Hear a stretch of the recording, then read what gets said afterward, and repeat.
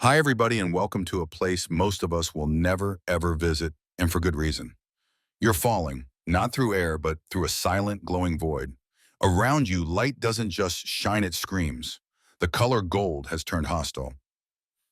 Below you is the sun, a churning, furious ball of nuclear chaos, 109 times wider than Earth and a million times more smug. It's the definition of uninhabitable. Yet here we are, wondering if anything could possibly live there. Spoiler, you probably won't survive this.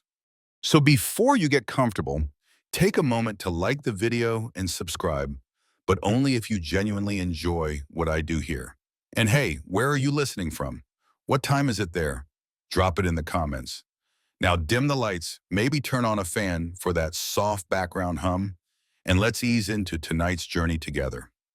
Your descent isn't dramatic, no parachutes, no heat shields, just you, the void, and a persistent sense that your eyebrows were never designed for this. From a distance, the sun looks like a warm beach day. Up close, it's like standing inside every explosion ever. You're not actually touching the sun yet. You're approaching the photosphere, its so-called surface. But here's the cosmic joke. The sun doesn't have a surface. It's all bane and plasma, no sidewalk, no floor, nothing solid to stand on. Try to land, and you just keep falling through glowing soup. The photosphere is around 5,500 Brighthouse, 932 degrees. That's enough to instantly vaporize human bone, metal, your phone, and whatever desperate hopes you had about sunscreen helping. Still, let's say, just for bedtime science's sake, you're equipped with the ultimate sci-fi suit. Something NASA engineers dream of after 3 cups of coffee and a physics breakdown. It shields you from heat, radiation, gravity, everything. And now you float just above the photosphere, peering into this hellball and wondering, could anything be alive in there? To ask that, you need to let go of everything you think life should be. Forget fur, forget lungs, forget TikTok. What if life looked nothing like you? As you hover here, blinking into nuclear fire, you recall one of the strangest facts in astronomy. The sun is not solid, but it still spins. Different parts of it rotate at different speeds.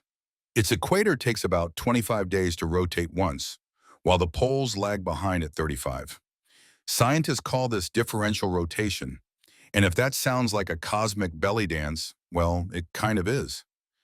You squint into the blinding light. The photosphere bubbles with convection cells. Imagine the top of boiling soup, but the bubbles are 1,000 kilometers across and constantly rising and sinking. If anything lived here, it'd have to survive inside that storm. Maybe it wouldn't even have a stable body. Maybe it flickers in and out like heat mirages. There's an old theory whispered more by sci-fi writers than astrophysicists that plasma-based entities could exist in places like this. Living whirlpools of magnetic fields and ionized gas. They wouldn't eat like us. They wouldn't reproduce like us. They might not even notice us. Just little wisps riding solar winds, playing in fire. But let's not drift too far ahead. This is only the start of the fall. Historians still argue whether early humans ever truly grasped the nature of the sun. Some cultures imagined it as a hole to heaven. Others saw it as a chariot or a blazing eye. None of them thought it was a star, at least. Not until ancient Greek thinkers like Anaxagoras and later Aristarchus dared to say the unsayable. The sun is not a god. It's just a big burning rock in the sky. Bold move, considering blasphemy wasn't exactly a safe career path. Still, what those early thinkers lacked in flame-proof suits, they made up for in wonder. And maybe that's what we're channeling here, floating in imagination just above the sun's glowing chaos. One quirky historical tidbit: the Inca Empire considered their emperor a direct descendant of the sun. They even built temples with golden walls to reflect sunlight during rituals. Standing inside one of those temples must have felt like being inside the sun itself, minus the death part. As you hover here, some part of you can't help but ask, if life can thrive at deep-sea vents, in nuclear reactors, even inside frozen Antarctic lakes, is the sun really that impossible? You catch a wave of solar wind brushing your imaginary suit. Its fast blistering, fast-hitting speeds up to 1.5 million miles per hour. You imagine a jellyfish-shaped organism, semi-transparent and electric, just barely clinging to the edge of that gust, surfing along the magnetic tides. Ridiculous? Maybe. But then again, so is life that glows in caves, or fungi that communicate with trees, or a beetle that uses exploding chemicals to defend itself like a walking chemistry lab. So, you keep falling, and the sun keeps roaring, and somewhere between fire and fiction, you wonder if the impossible has just been poorly defined. You keep falling, not fast, not screaming, just drifting closer to the source of all warmth and all warnings. The brightness here is so overwhelming, it has texture. Your eyes, if they weren't vaporized, would register nothing but a burning white flood, like someone turned the brightness slider to eternal mistake. This, friend, is heat that hates you. The deeper you descend, the more intense it becomes. We're no longer talking about hot summer sidewalk or even volcano on a bad day. We're talking about temperatures so high they rip atoms apart. The sun's photosphere, the layer you just passed, is cozy compared to what's next. The chromosphere and the corona. Here's the kicker. The further out from the surface you go, the hotter it gets. That's like standing next to a campfire, stepping away from it, and suddenly bursting into flames. Scientists still argue whether this is due to magnetic field reconnection or some kind of wave heating. Either way, it's rude. Back at the Guakduamam, things are even worse. We're talking 15 million degrees Celsius, 27 million degrees Fahrenheit. That's where nuclear fusion happens, where hydrogen smashes into itself so hard it becomes helium, and in the process releases the energy that powers your house, your cat videos, and the microwave burrito you forgot about. Imagine dropping any life form into that. No cell membranes, no proteins, no forgiveness. This is not a campfire. It's a hydrogen bomb that's been going off for 4.6 billion years. Yet your mind begins to stretch. You've heard of extremophiles, those oddball organisms that live in Earth's most hostile corners. There's a microbe that thrives in boiling acid. There's a shrimp that lives inside underwater volcanic chimneys. There's even a fungus that grew on the walls of the Chernobyl reactor. But the sun, that's a new level of no thanks. To even think about life here, you'd have to reinvent biology. Scrap DNA, scrap carbon. Imagine a life form whose normal temperature is 10 million degrees. How does it hold itself together? Does it have awareness, or is it like a spark, brief, bright, and completely indifferent? You begin to wonder what you would need to survive here. Your sci-fi suit is already defying every law of thermodynamics, casually ignoring the fusion-level heat that turns iron into vapor.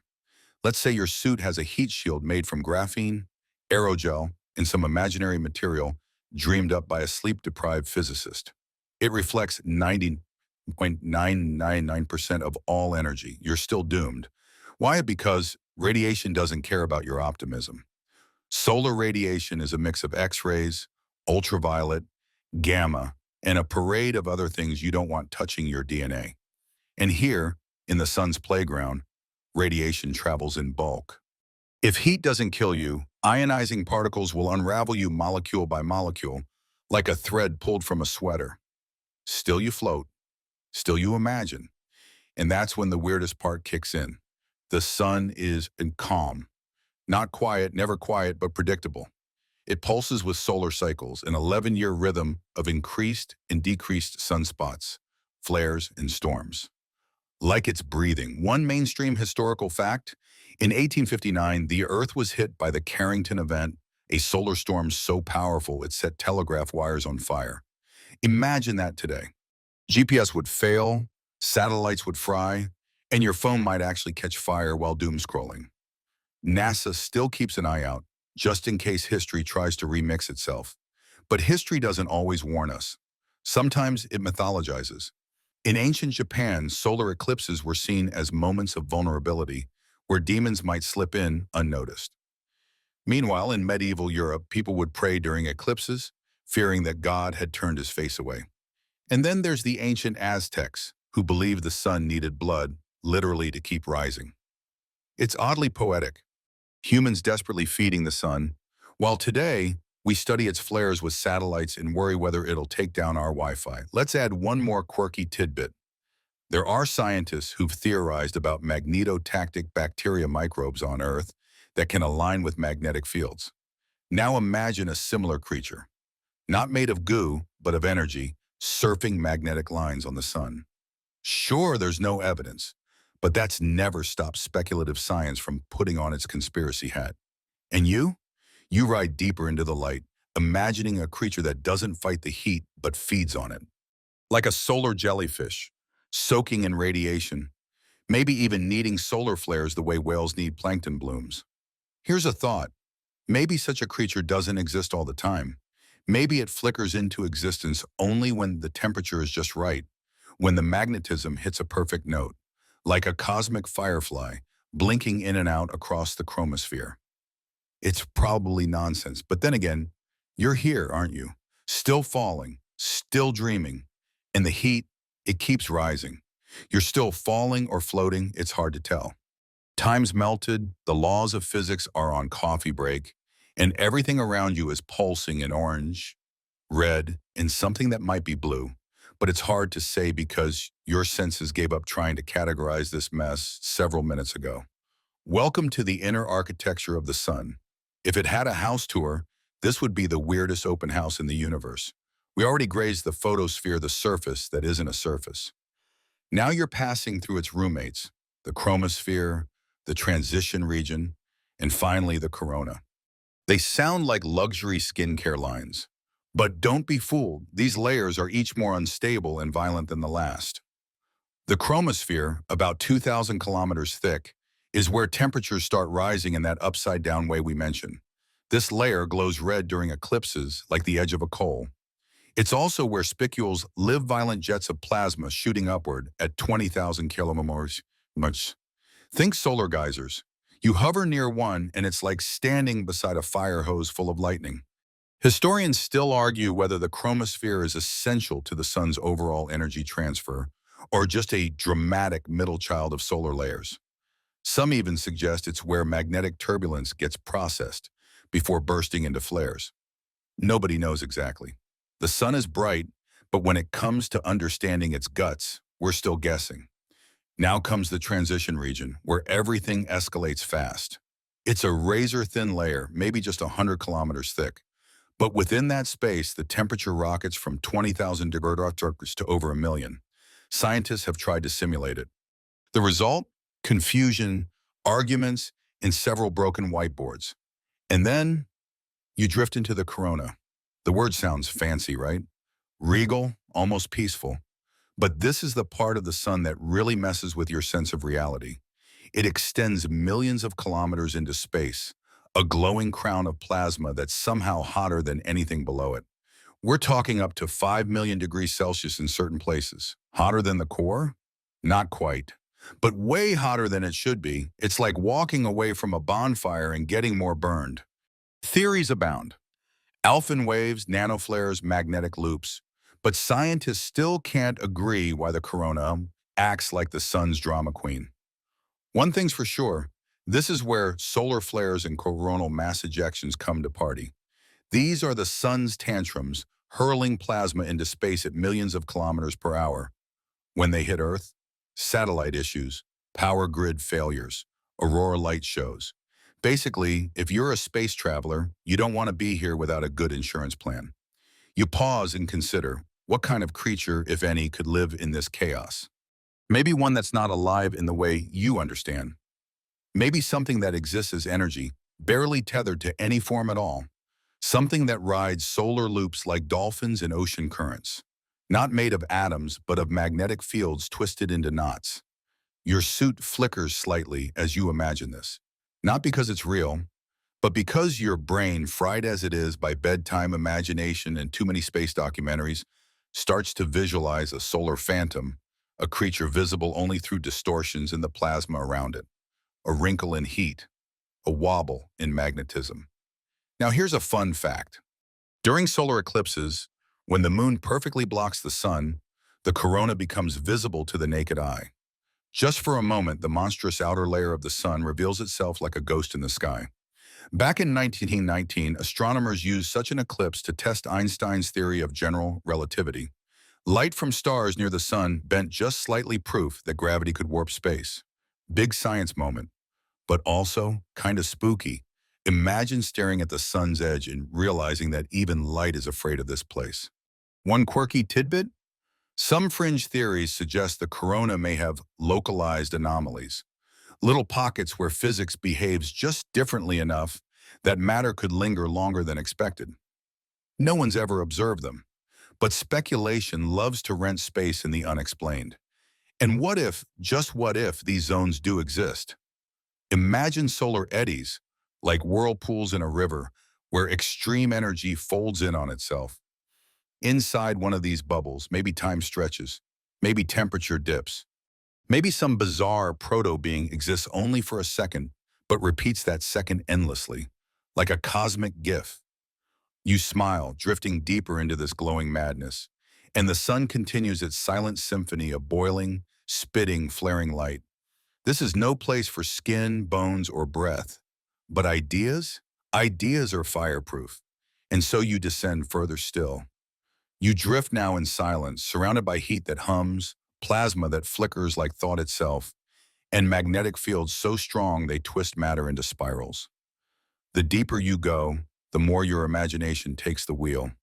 Because if anything were to live here, it wouldn't look like a lizard or a jellyfish. It wouldn't even look like a spark. It would be something new. Enter the idea of plasma-based life, not just science fiction's pet idea, but a fascinating, if speculative, branch of theoretical biology. You see, on Earth, life is carbon-based, which means it's built from molecules that form in relatively calm, cozy conditions. But what if that's not the only recipe? What if in the searing belly of a star, life arises from plasma? You float through tangled electromagnetic loops, thick ropes of solar magnetism coiling in real time. Each loop is a structure of force, a possible skeleton for a new kind of organism. Imagine a being made entirely of charged particles, its body shaped by magnetic fields, its memory stored in an electron spin, its metabolism driven by ion flow instead of calories. This isn't fantasy pulled from a bad 90s cartoon.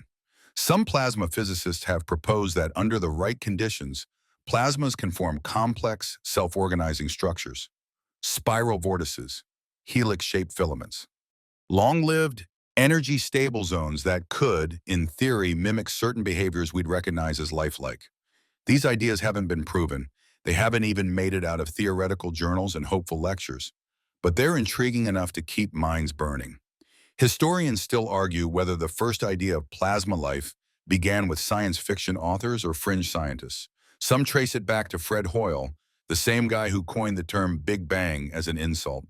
In his novel The Black Cloud, Hoyle imagined an intelligent cloud of gas drifting through space, conscious, curious, and maybe a little judgy. Not your typical alien. But forget novels for a moment. You imagine a creature that doesn't need a home planet, one that drifts from star to star, feeding on radiation, dividing like solar cells, speaking in bursts of energy. It doesn't move like we move. It pulses, reconfigures, dances along solar winds like seaweed in a radioactive tide.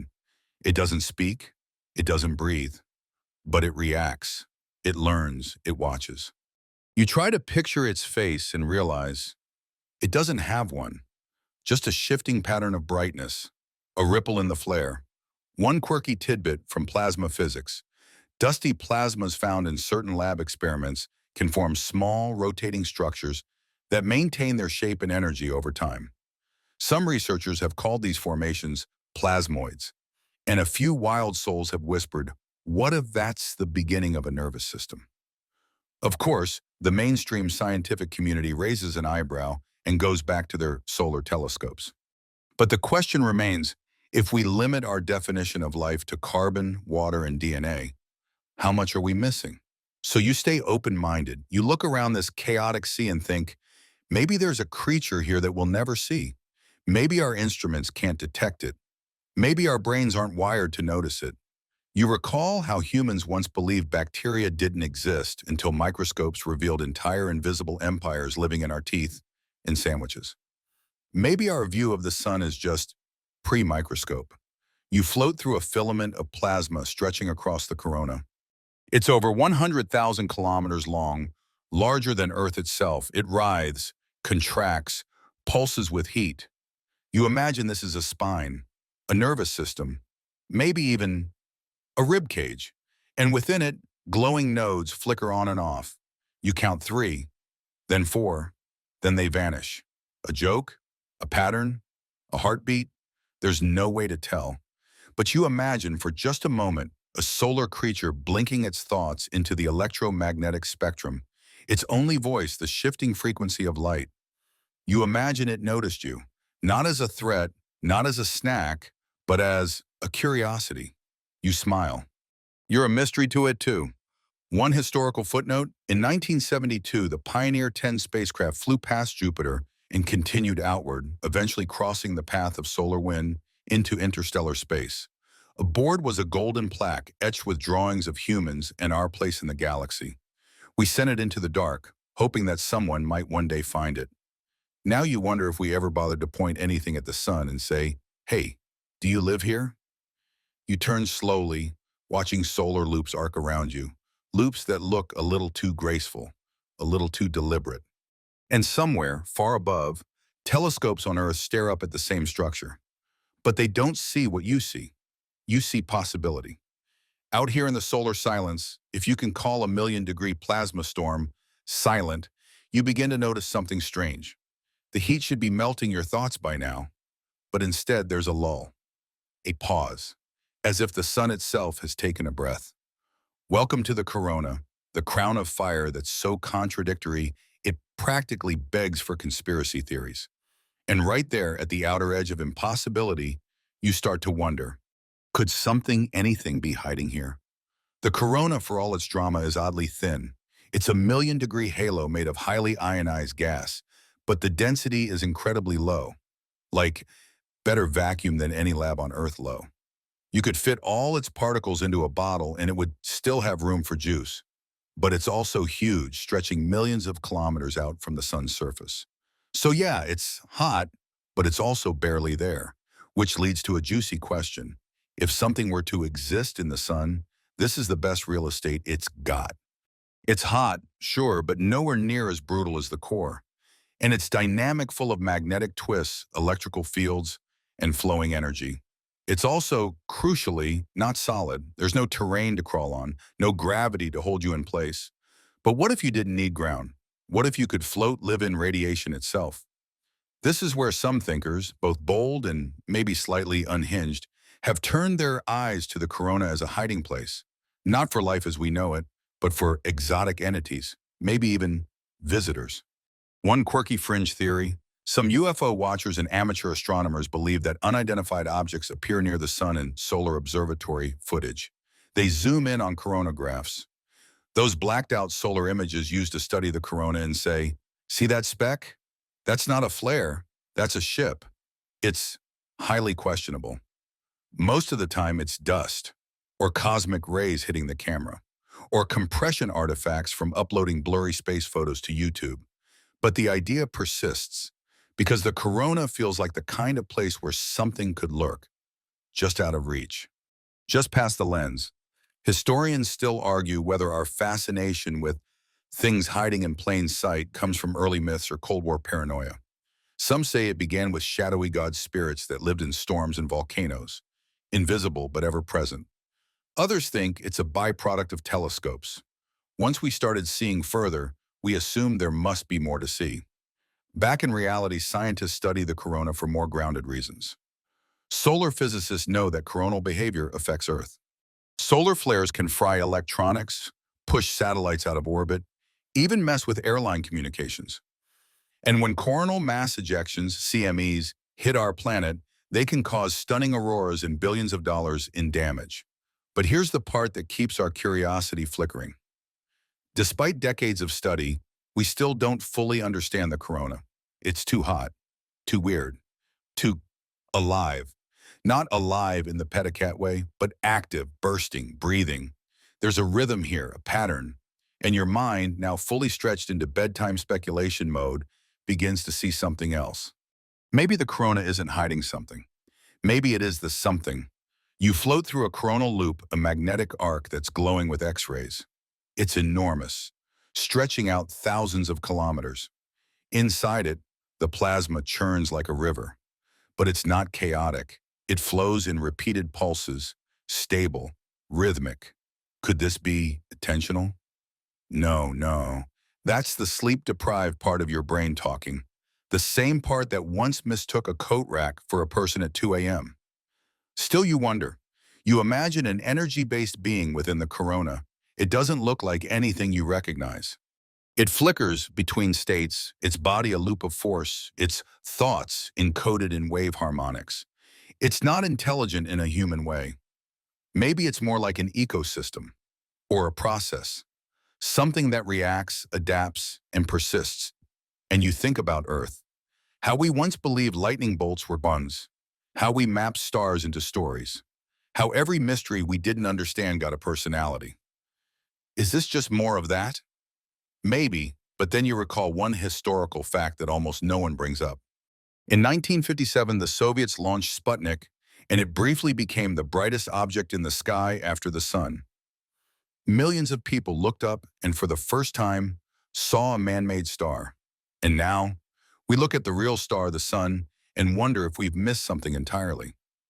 Maybe the corona doesn't just heat space. Maybe it tells stories. You float, surrounded by light so intense it should erase you. But instead, you feel like you're being watched. Not with malice, with curiosity, with quiet intelligence. Then again, it could just be your imagination. Or the fan you turned on before this started. You're still there somewhere between dream and data, drifting just outside the sun's fury. And at this point, the question isn't just, could life exist on the sun? It's become, what even counts as life? That's when your parent mind floating in the solar haze takes a left turn. Forget plasma creatures, forget aliens surfing radiation waves. Let's go deeper into philosophy by fireball. What if we've been asking the wrong question this whole time? You see, life is a word we've boxed up. We define it by Earth's rules. Carbon-based, water-dependent, oxygen-breathing. It eats, it reproduces, it complains about Mondays. But that's just what we do. It's a local definition, like assuming every city in the world has your same favorite street noodles. What if instead we asked, could something exist on the sun that adapts, reacts, and persists, even if it doesn't breathe or eat or download apps? Welcome to the idea of post-biological life, a term that gives scientists a headache and sci-fi writers a high five. It includes things like conscious energy patterns, silicon-based life forms, even digital entities running on quantum processes. Wild? Yes. Impossible? Not necessarily. Let's bring this down to earth for a second, literally. There's a thing called a tardigrade, aka the water bear. It's cute, ugly, and tougher than your Wi-Fi password. These microscopic weirdos can survive in space, frozen in ice, boiled in water, and even exposed to radiation levels that would turn your DNA into alphabet soup. We've shot them into orbit, and they came back fine. As in, oh, space was cool, what's next? Now, tardigrades are still carbon-based, still normalish life, but they stretch the limits, and they remind us that nature has options. Back to the sun, you're now imagining not just heat-loving organisms, but entities with no physical form-conscious processes, perhaps made of pure computation. Could the sun be hosting life made of information? It's a theory barely floated by speculative thinkers. Info life, not based in atoms, but in patterns.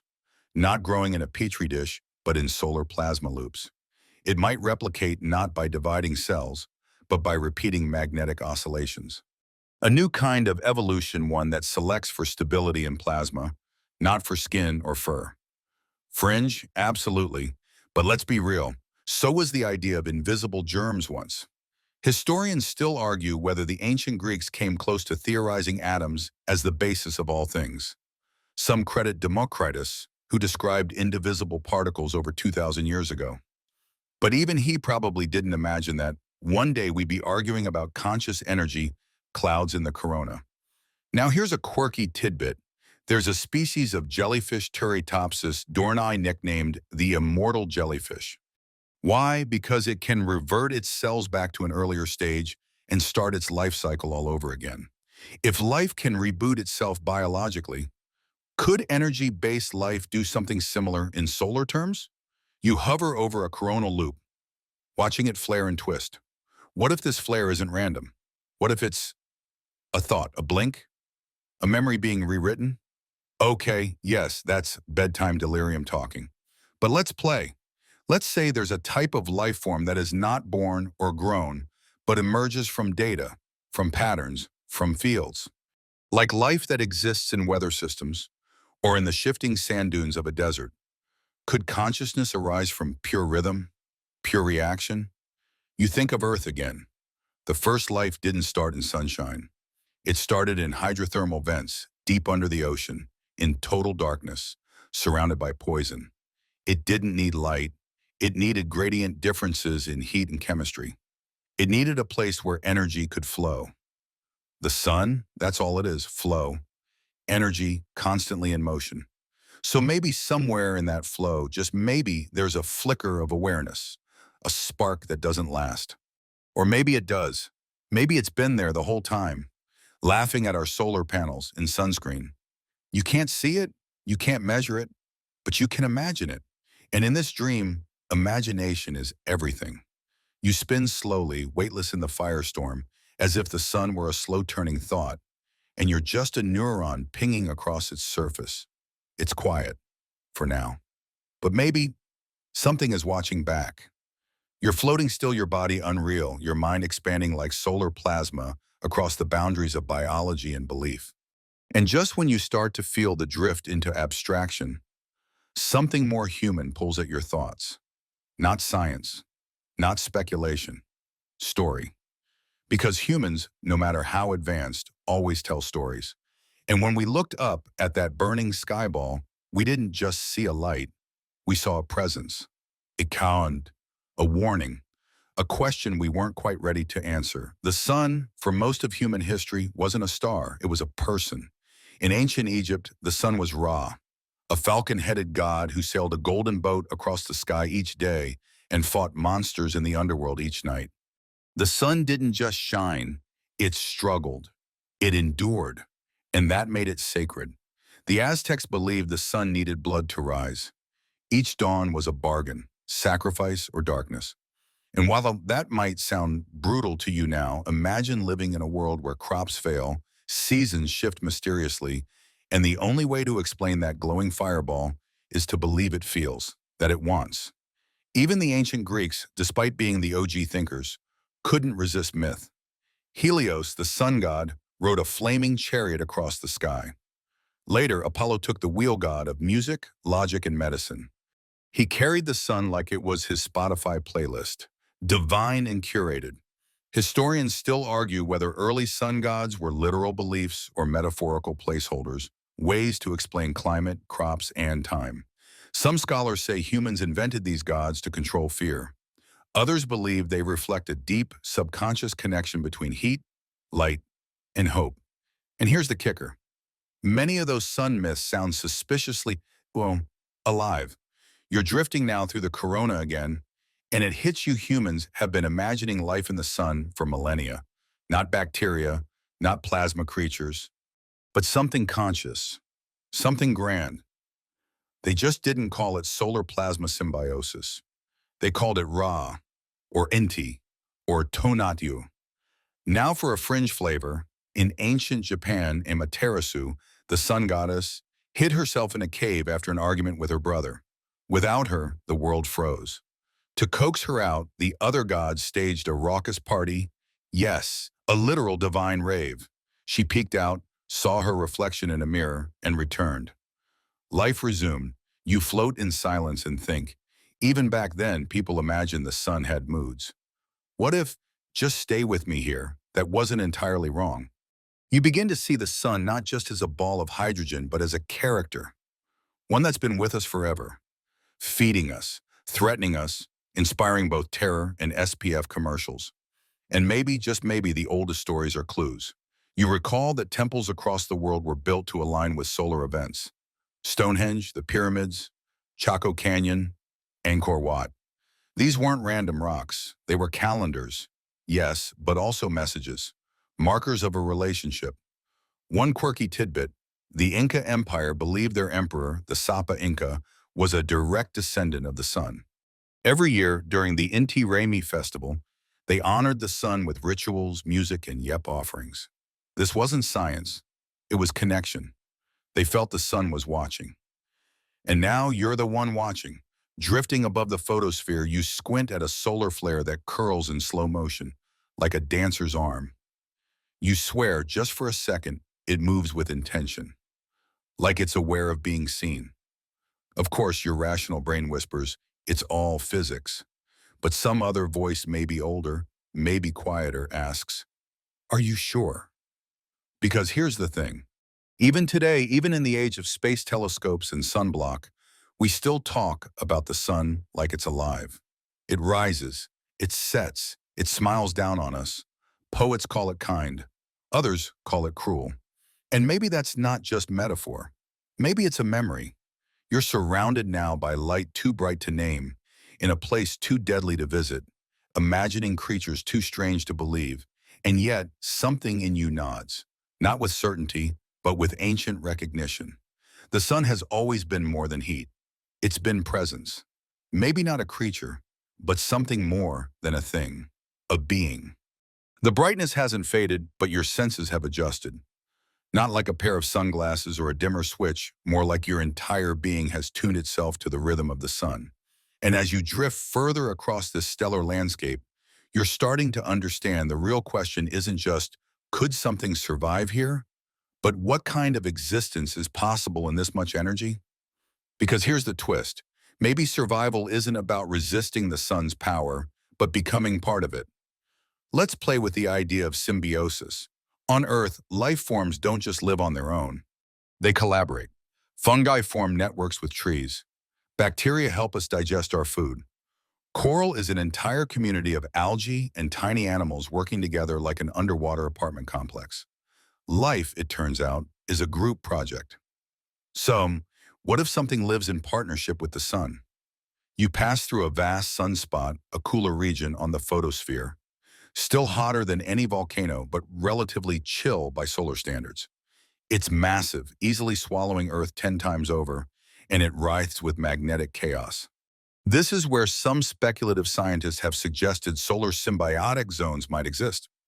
Not habitats in the usual sense, but stability bubbles, where plasma behavior becomes unusually predictable. In a star of pure chaos, even a flicker of order stands out. And if you're a pattern-based life form made of field, wave, or spin, this might be where you anchor yourself. One quirky fringe idea. What if such a being only exists during solar minimums? When magnetic activity slows and the surface calms, these energy entities might stabilize, like fish returning to quiet waters during the off-season. No one's ever seen one, of course, but if such things are real, they wouldn't wave hello. They'd ripple, fade, whisper in neutrinos. Now for a historical fact. In 1990, the SOHO spacecraft began observing the sun in unprecedented detail. It's still going decades later. It showed us coronal holes, solar tsunamis, magnetic tornadoes. But it also captured oddities, flickers, shadows, and things that look like something moved. Most were explained away, but a few clips, well, they ended up on Reddit. Historians still argue whether these unexplained movements are just data glitches or something we haven't yet learned how to see. Because it's one thing to aim a telescope. It's another thing entirely to understand what you're looking at.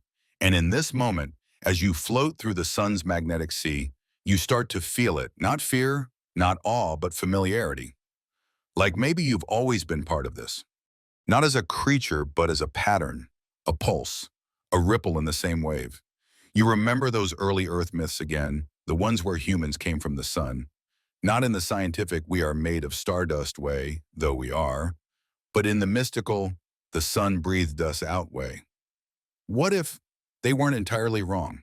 Imagine a consciousness so vast, so woven into fusion and radiation, That it doesn't speak in words, it speaks in seasons, in solar cycles, in waves of ultraviolet light. Maybe that's why we've never detected it, because we keep listening for language. And it keeps speaking in sunshine. You drift now above a loop of solar fire shaped like an archway. It pulses once, twice, then folds in on itself like a sigh. Could that be its version of sleep? You've heard of circadian rhythms, your body's natural clock, syncing you to day and night. But the sun has its own clock, the 11-year solar cycle. Peaks of wild activity, followed by quiet minima. It's almost like a breath, an inhale of energy, an exhale of calm. And maybe, just maybe, something lives within that breath, like a bird that only sings at dusk, like a thought that only arises when the mind is still. Your mind, warmed by the solar tide, begins to spiral into an even deeper thought. What if the sun isn't just a place life could be? What if the sun is life? Not in the biological, carbon-based textbook sense, but in the fundamental, cosmic sense. A living process, a being that creates life not just by enabling it on planets, but by being alive itself in some slow, incomprehensible way. The very act of burning might be its heartbeat, and all this time we've called it fusion. You're deeper now, so deep that up and down have melted away into glowing streams of magnetism. Time's gone soft. If someone asked how long you've been floating near the solar loops, you'd shrug and say 5 minutes or 5 millennia. It's peaceful in that this place could vaporize me kind of way. And somewhere in this glowing silence, another idea begins to take shape, one that's less poetic and more unsettling. What if life didn't just emerge in the sun but escaped it? You pass a flare, a twisted snake of fire, erupting with the force of 1 billion atomic bombs, and can't help but wonder, what if this isn't just a tantrum? What if something rides these flares? Let's rewind to coronal mass ejections again, those massive bursts of plasma the sun hurls into space. They can contain up to 10 billion tons of material and travel at over 1 million kilometers per hour. They're not rare, they're not gentle, and they're not always empty. You pause at that last thought. Because here's the fringe idea that's been floating around sci-fi forums and forgotten white papers for decades. What if the sun is seeding the galaxy with life, or at least pieces of it? Not panspermia, the usual theory that comets and asteroids spread life, but solar panspermia, the idea that information, patterns, or energy-based organisms could be launched from the sun itself, hitching a ride on solar ejections, like dandelion seeds made of fire. It's weird, it's unsupported, it's perfect. You drift past a coronal loop that's just too symmetrical. A perfect arc, like a slingshot pulled back. And suddenly you wonder if it's been flinging messages. Not in Morse code, not in language, but in fields, frequencies, plasma spirals that drift for light years. Here's the kicker. Earth is in constant contact with these solar emissions. They hit our magnetosphere. They dance as auroras. They nudge satellites. We're bathing in this radiation 24/7, and we've been doing that since life began. Historians still argue whether life on Earth could have originated in thermal vents, shallow ponds, or via interstellar dust. But a tiny faction, often ignored, asks, why not the sun?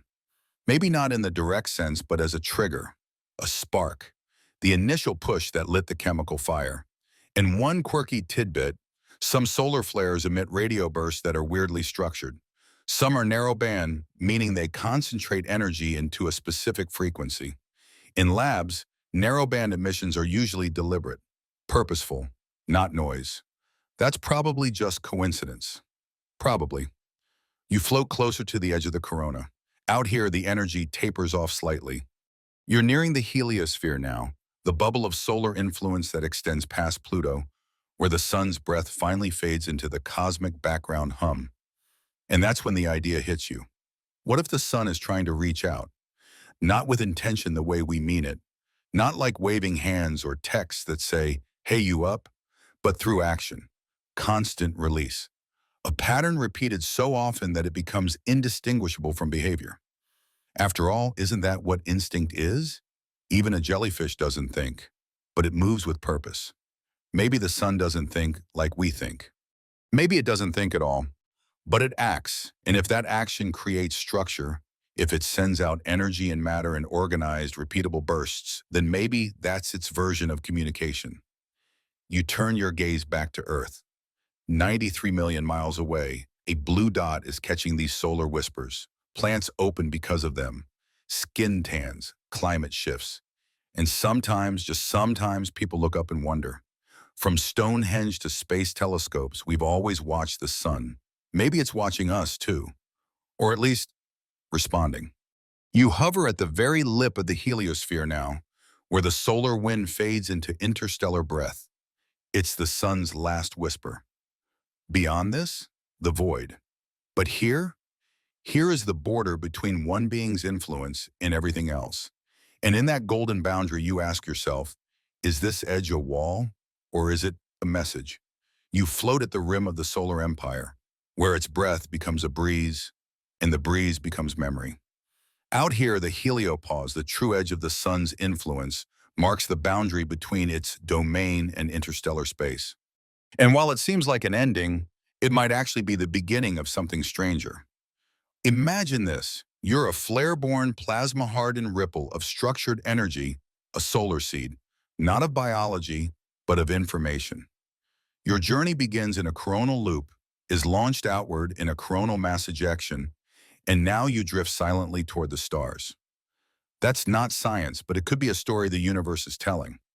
This brings us to a bizarre but deliciously haunting idea: the sun as a transmitter. Not metaphorically, literally.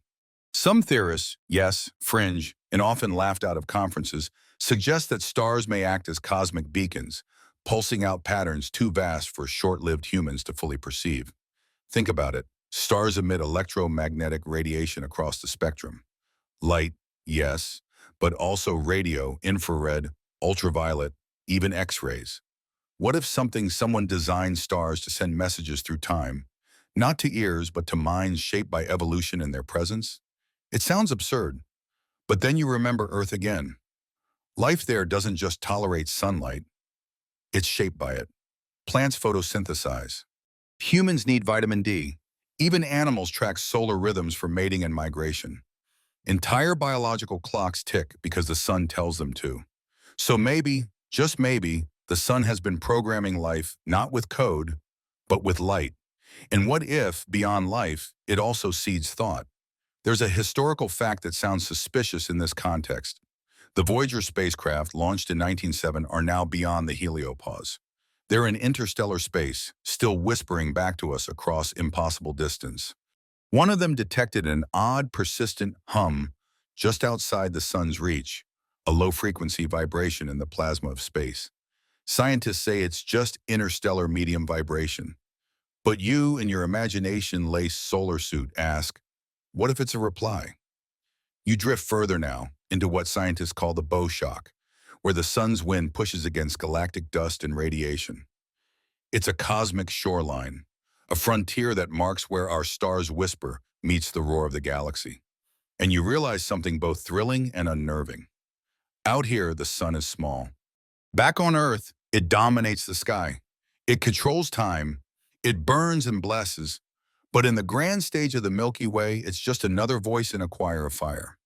And if all stars are voices, then maybe the galaxy is singing, not in melody, not even in a language we'd recognize, but in cycles, patterns, bursts, and fields.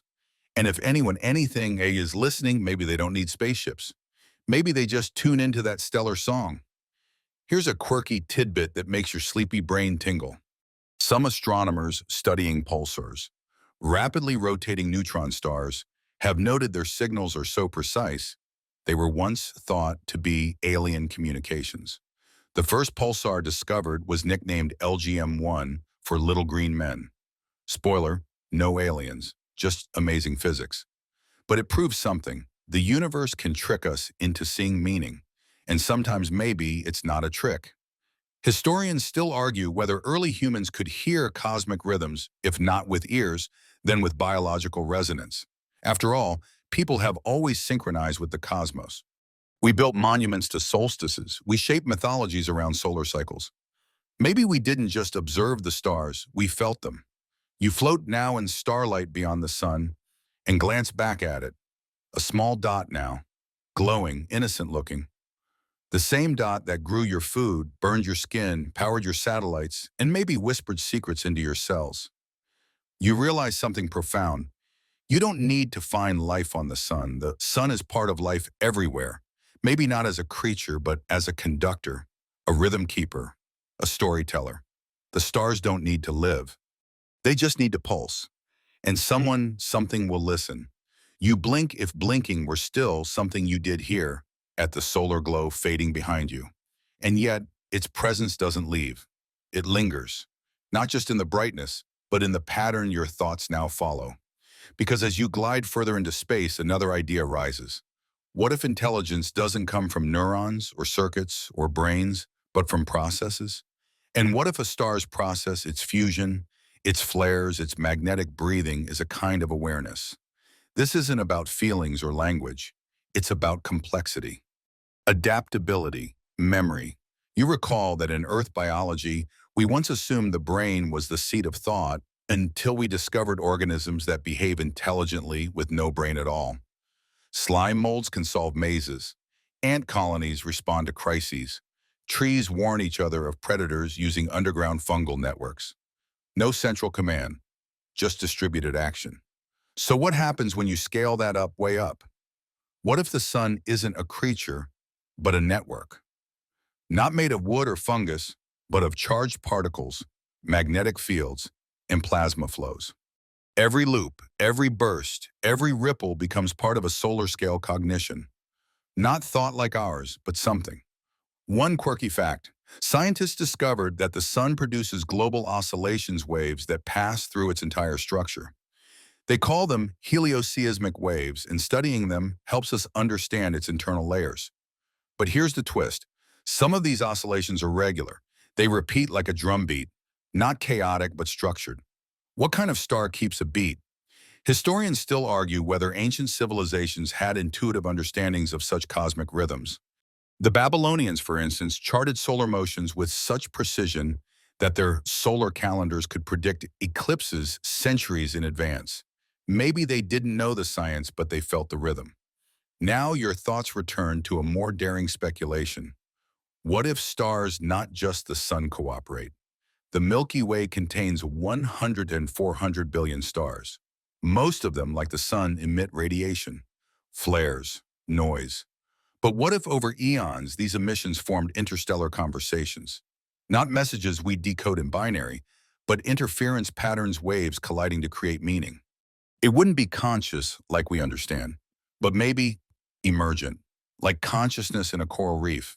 No one coral thinks, but the reef adapts. And so maybe the sun isn't a thinker, but maybe it's part of a thought. You spiral now through a thin band of solar wind stretching millions of kilometers behind the sun, like a tail. Within it drift ions, protons, and tiny grains of dust, all encoded with the sun's touch. You imagine these grains falling into distant planetary systems. And you wonder, what if these are the sun's spores, seeds that don't grow plants but carry fields? Fields that influence the matter they touch, triggering chemistry, gravity, even instinct. You pause. That sounds like nonsense, but then again, we're made of star stuff, aren't we? Carl Sagan said that. So did the atoms in your body. Stars don't just burn, they build, they disperse, they create. Not by choice, maybe, but isn't that how nature works? No intent, just outcome. And maybe, just maybe, the outcome of the sun isn't just light or heat, but awareness. Not individual, not personal, but cosmic. You remember something else. In the late 20th century, a group of scientists proposed the Gaia hypothesis, the idea that Earth behaves like a single self-regulating organism, that biology, geology, atmosphere, and chemistry work in harmony, not just by chance, but by system.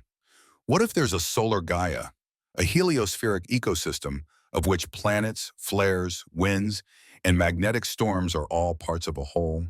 You think of solar storms that affect Earth's animals. Whales strand themselves, birds lose direction, auroras paint the sky with color. The sun flickers and life shifts. It's not proof, but it's a pattern. And the universe, for all its randomness, loves a good pattern. As you drift now into the interstellar dark, you feel that pattern still humming in your thoughts. It doesn't say hello, it doesn't explain itself, but it repeats. And sometimes repetition is how a mind remembers. The dark out here isn't really dark. It's velvet, scattered with pinholes of ancient fire, stretching in all directions like a backdrop painted by a patient god. The sun, now just a star among billions, quietly pulses behind you, a dot with memory. And yet, you still feel connected. Almost as if it's not you drifting away from the sun, but the sun extending itself through you. Which brings up a strange possibility. What if consciousness isn't bound to the physical? What if it moves not through brains or wires, but through energy structures, through continuity of pattern? You have already floated through wild ideas, solar beings, energy intelligences, flare-borne messages. Now here's one more. What if the sun doesn't just emit heat, it emits selfhood? This thought isn't as wild as it sounds. You think of Earth again. Human minds form identities through repetition. Habits. Sensory loops. Our sense of I is rooted in rhythm. Breath, heartbeat, sunrise. Identity is pattern. The sun is nothing but pattern. Solar cycles, rotational pulses, flares that peak, calm, repeat, and where there is rhythm, there may be memory. In 2010, scientists discovered a strange solar behavior, something called persistent active longitudes. Basically, certain spots on the sun tend to flare more often, even as the surface rotates. It's like a muscle that keeps twitching in the same place. Nobody knows why.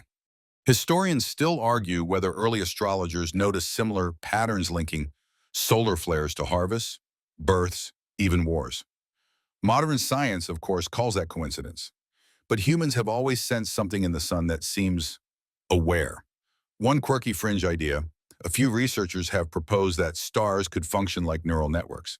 Not neurons, but plasma nodes. Not wires, but magnetic fields. It's not mainstream science, but it borrows from one compelling truth. Information can travel without matter. Light is the universe's courier, and stars are its printing press.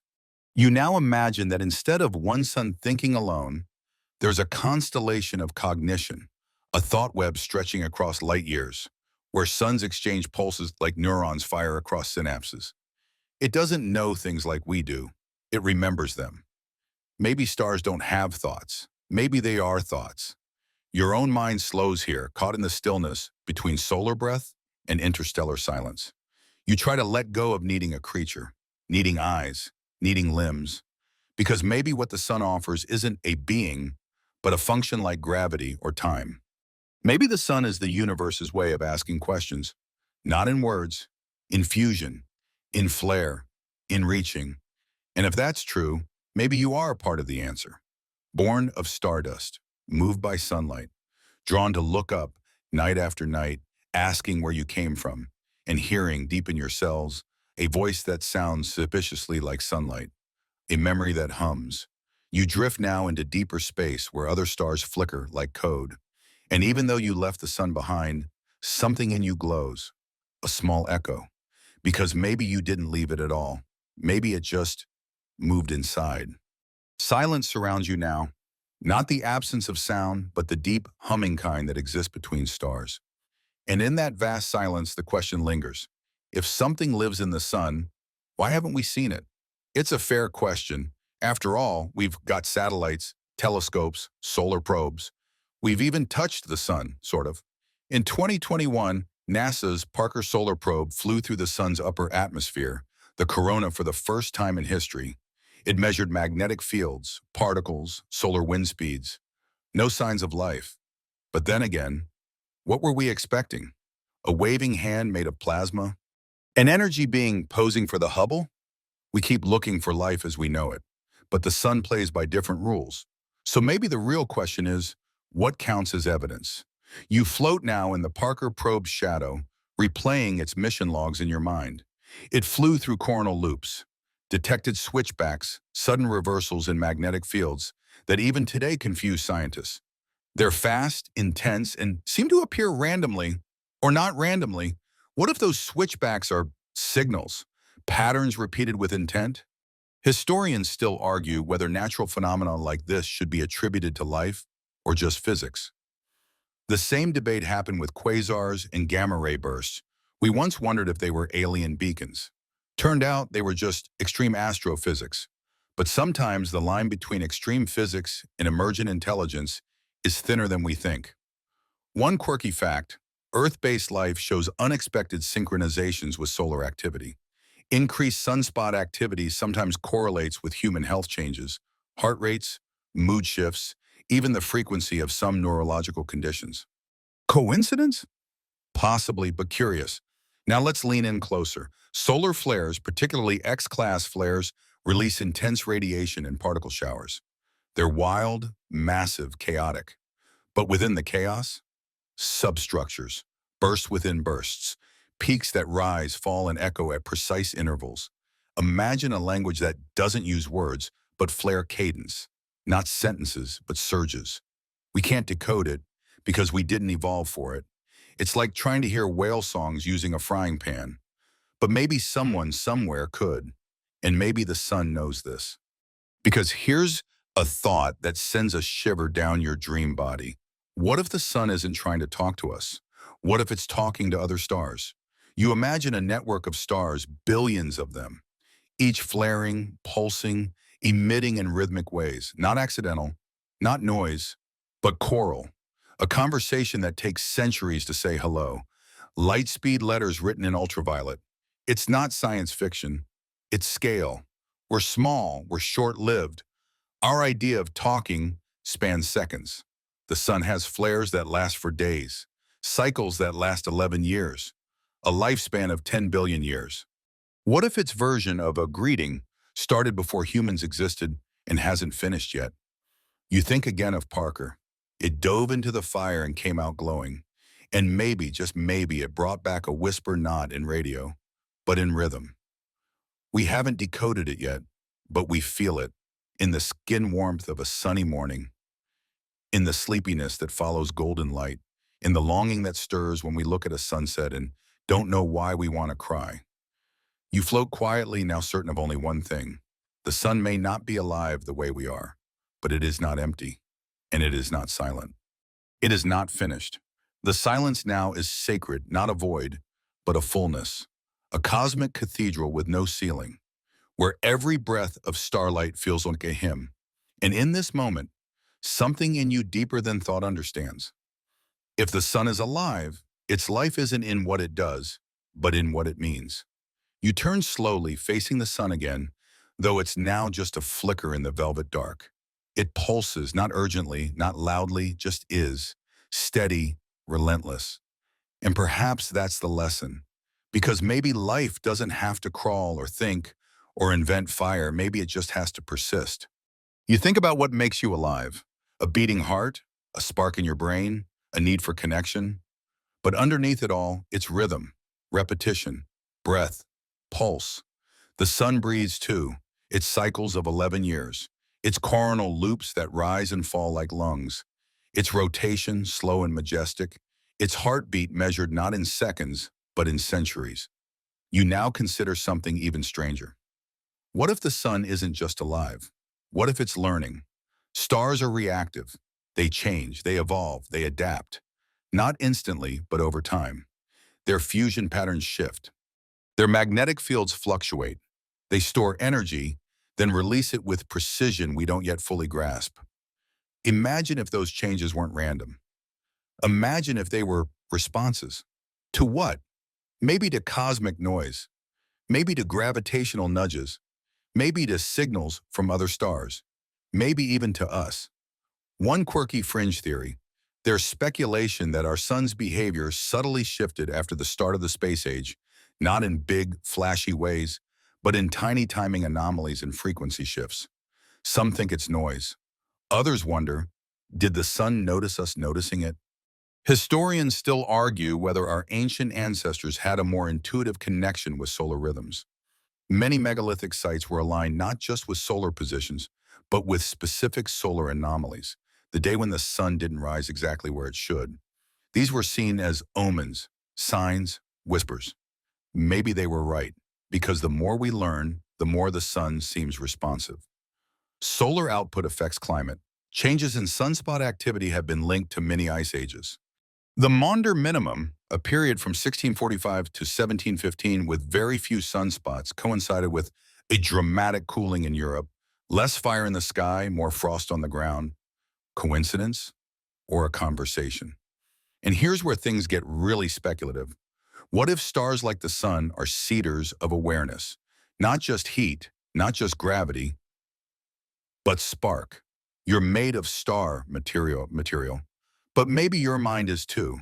Not in a woo-woo way, in the sense that consciousness, whatever it is, might emerge wherever there's enough complexity, enough repetition, enough rhythm, like a star, like a brain, like a galaxy. You now feel the whole Milky Way differently, not as a backdrop, but as a being. Each star a cell, each flare a pulse, each supernova a memory erased and rewritten. And the sun? It's your closest neuron, the warm spark in your night sky's vast skull. You return your attention to your dream body, still floating gently through the last breath of the heliosphere. You imagine tiny solar particles brushing past you, each one carrying the signature of the star you came from. Not code, not voice, but presence. And maybe that's all life is. A presence, enduring, reaching, becoming. The sun is still there, still glowing, still giving, still being. The sun is behind you, but not gone. You carry it now burning softly in your thoughts like a quiet lighthouse, always pulsing, always waiting. You realize that this isn't just a journey to the sun. It's a journey through the idea of the sun. And ideas, once lit, don't go out easily. So now let's return to the question that sparked it all. Could any creature exist on the sun? At first, you asked it like a scientist, then like a dreamer, now like something in between. Let's review the evidence, not for answers, but for possibilities. The sun is structured and rhythmic. It changes in complex, semi-predictable ways. It impacts life across planets, chemically, biologically, emotionally. It behaves at times like something with intent. And from the dawn of humanity, we've sensed something more in it. That more might not be life as we know it, but it might be life as it's never been known before. You drift slowly toward a nearby star, a younger one, maybe, more volatile, not yet as seasoned as our sun. It flares erratically, bursts with youthful chaos. It's a cosmic teenager, still trying to figure itself out. You watch it dance, then glance back at Sol steady, pulsing, composed, and you feel pride, as if you've just realized the sun is old enough to remember and young enough to care. That's a powerful mix. One quirky tidbit, some models suggest the sun will become a red giant in about 5 billion years, expanding past Mercury, Venus, and maybe even Earth. It will swallow everything we know and then shed its outer layers, leaving behind a quiet white dwarf, a fading ember. But not gone, because in every light year touched by its radiation, something will remain. Maybe not a creature, but a trace, a warmth in the DNA of a planet, a whisper in a magnetic field, a story carved into stone by hands that once looked up and wondered. Historians still argue whether we should even use the term life for something that doesn't eat, breathe, or reproduce. But maybe that's the problem. Maybe we've defined life too narrowly. What if life can shine? What if life can flare? What if life, in its purest form, doesn't ask to survive, but simply to exist beautifully? And in that sense, the sun may be the oldest living thing you know, a presence that doesn't need your belief, but invites your awe. As you drift now, even further from that familiar golden glow, you feel no fear, no sadness, only reverence. Because in all your questions, in all your doubts, you now understand something that can't be measured. The sun doesn't need to be alive for you to love it, but maybe, just maybe it is. And if not, well, it's trying, and sometimes trying is enough. Word count, 1070. Wind down, 300 words. Now, as your journey comes to a close, you let yourself slow, even more. The stars stretch quietly across the dark like distant thoughts. You don't need to finish. The sun, your companion through this impossible flight, pulses gently far behind you. Not with urgency now, but with rhythm, with comfort, with peace. You breathe slower, longer. The wild ideas melt into warmth. No more wondering, no more searching, just the steady echo of fusion like a fire you can still feel in your bones. And whatever the sun is, be it star, God, being, or simply light, you know it's always been part of you. In your skin, in your breath, in your stories, in your hope, it will rise tomorrow. It will rise every tomorrow you ever lived through. So maybe, just maybe, there's nothing left to question tonight, only to rest. You float now in total stillness, held not by gravity, but by light. And the last thing you hear before drifting into sleep is that soft whisper carried across 93 million miles of quiet. I am here, and you are, right here, still glowing, still whole, still part of something ancient and burning and endless. Good night, Star Child. Sleep well.